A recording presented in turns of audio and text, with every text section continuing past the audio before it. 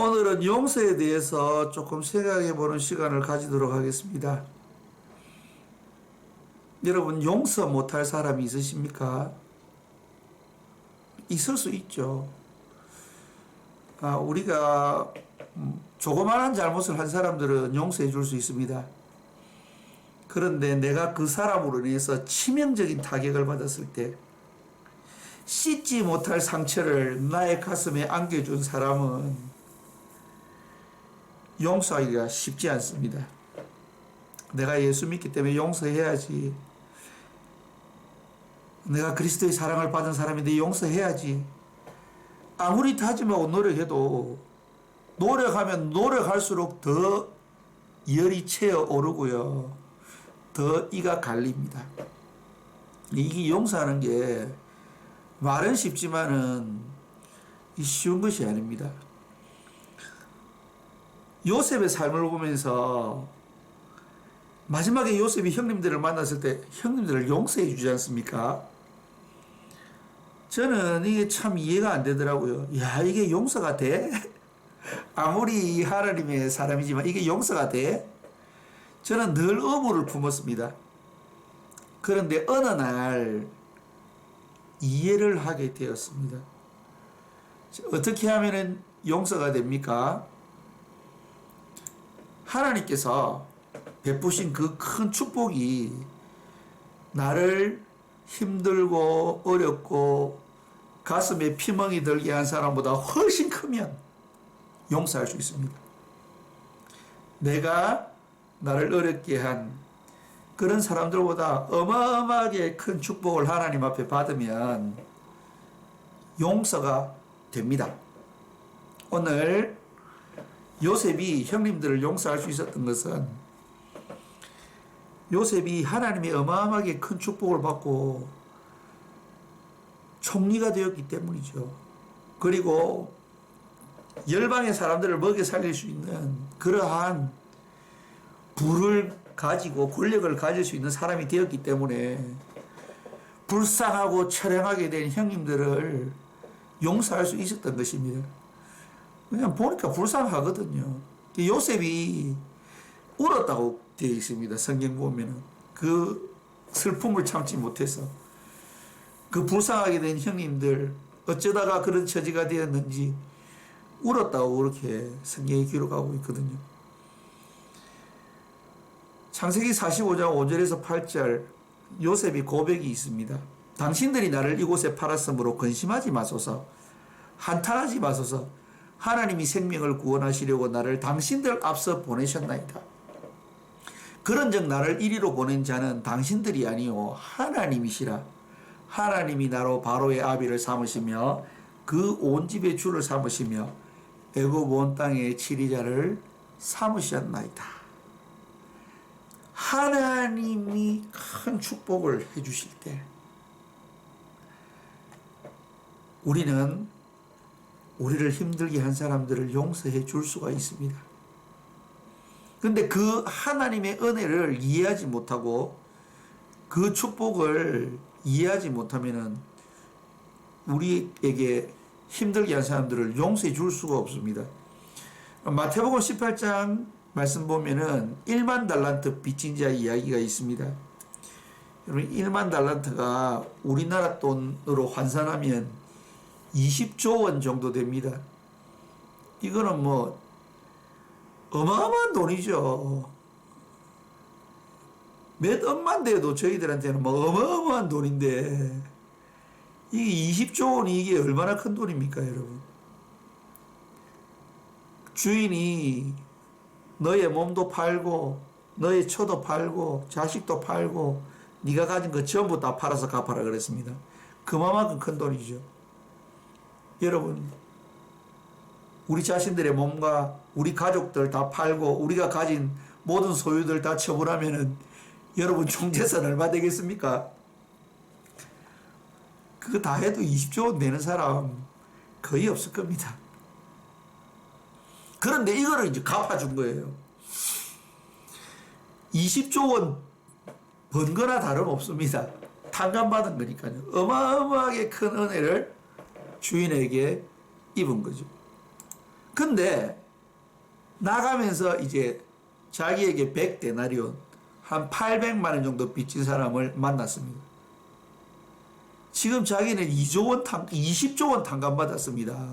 근데 지금 800만 원 빚진 사람 멱살 잡고 왜 빨리 돈 안 갚냐고 난리지기면서 그 사람이 갚아주겠습니다. 조금만 기다려 주십시오. 이래도 그거를 갖다 받아들이지 않고 감옥에다 넣어버린 거예요. 그럼 이 사람이 얼마나 악질인가를 알 수 있습니다.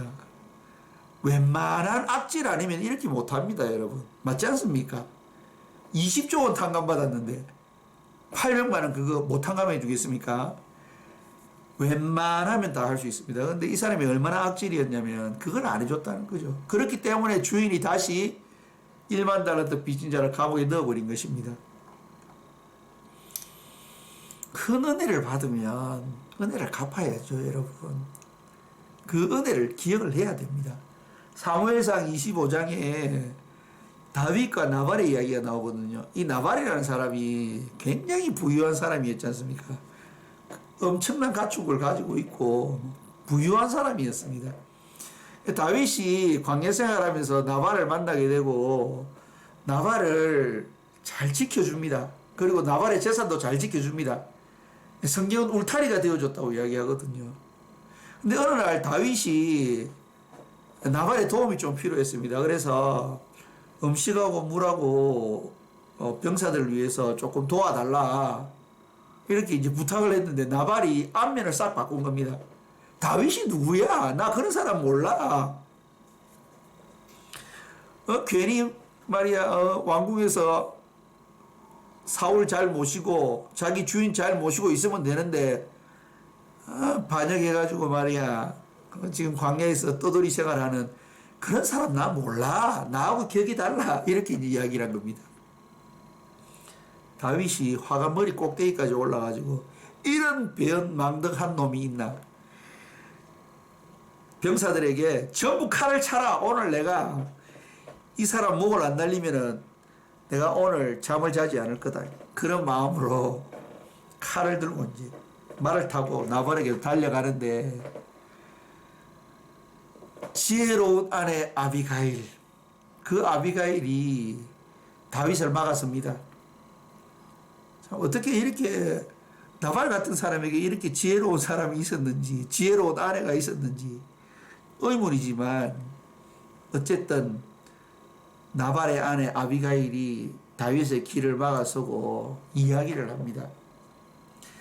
주의 여종의 허물을 사하여 주옵소서. 여호와께서 반드시 내 주를 위하여 든든한 집을 세우시리니 이는 내 주께서 여호와의 싸움을 싸우시며 내 주의 일생에 내 주에게서 악한 일을 찾을 수 없음이니이다. 이게 무슨 말입니까? 당신과 그 악질 나발 내 남편은 차원이 다른 사람입니다.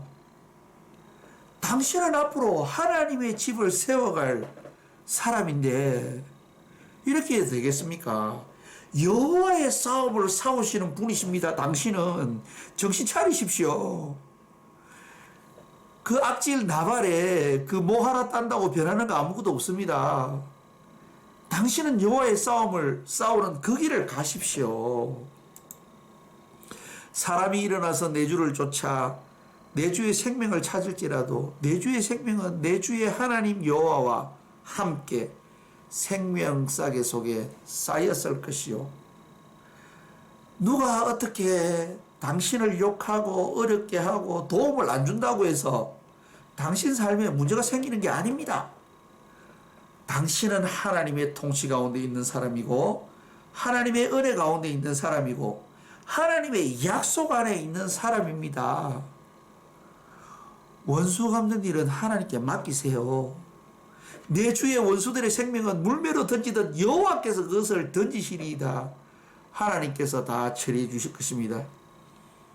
그리고 당신은 하나님께서 약속하신 그 큰 은혜를 쫓아 말씀을 쫓아 달려가십시오. 다윗이 그것을 받아들이고 난 다음에 열흘 후에 여호와께서 나발을 치심에 그가 죽으니라. 한국어 성경은 약간 점잖게 번역이 되어 있는데요.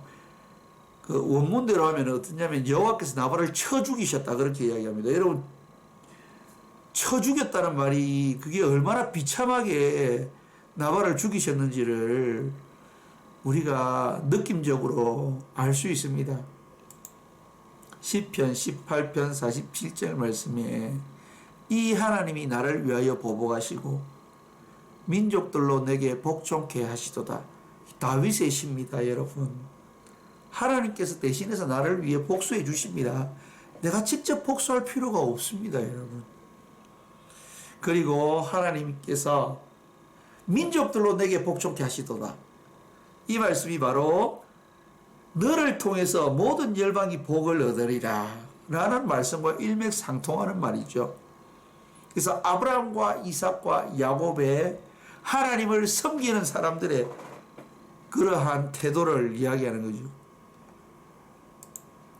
로마서 12장 9절 말씀에 내 사랑하는 자들아 너희가 친히 원수를 갚지 말고 진노하심에 맡기라. 기록되었으되 원수 갚는 것이 내게 있으니 내가 갚으리라고 주께서 말씀하시니라. 예, 하나님께서 다 해주십니다. 그 하나님은 어떤 하나님이십니까? 아브라함과 이삭과 야곱의 하나님이시지 않습니까? 요셉을 통해서 보여주시고 있는 것입니다. 그 하나님은 우리를 불러서 하나님의 자녀가 되게 하시고 하나님의 백성으로서 하나님의 통치 가운데 하나님의 땅에서 살아가게 하신 사람들이고 우리를 축복해 주셔서 많은 사람들에게 축복을 흘려보낼 수 있도록 한 사람이지 않습니까? 여러분 축복받았다는 것은 내가 얼마나 많이 흘려보낼 수 있는 사람인가 라는 것에서 그 척도가 되는 것입니다. 기준이 되는 것입니다.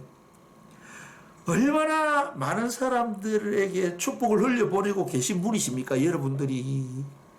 지금 이 영상 보는 분들은 제가 알고 있습니다. 그 큰 일들을 하는 사람이지 않습니까? 하나님의 축복의 통로가 되어서 열방들에게 복을 흘려보내는 사람. 바로 요셉이 그런 사람이었지 않습니까? 그렇기 때문에 요셉이 형님들을 용서할 수 있었던 것입니다. 우리가 하나님의 큰 축복을 받았을 때에 하나님의 축복의 통로가 되었을 때에 우리가 용서할 수 있는 것입니다.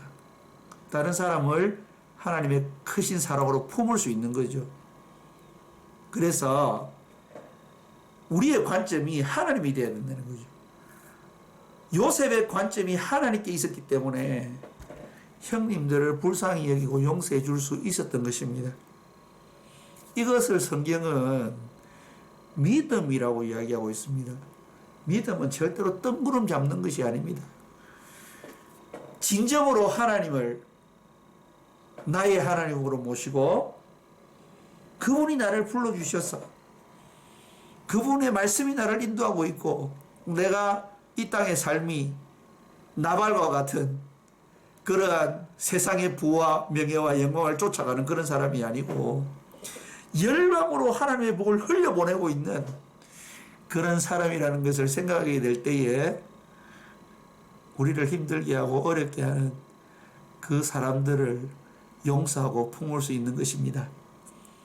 저와 여러분들이 이러한 하나님의 큰 축복을 받아서 정말 열방을 가슴에 품을 수 있는 그런 믿음의 사람들이 다 되기를 간절히 소원합니다. 하나님의 큰 은혜가 저와 여러분들의 삶에 있기를 간절히 기원하며 축복합니다.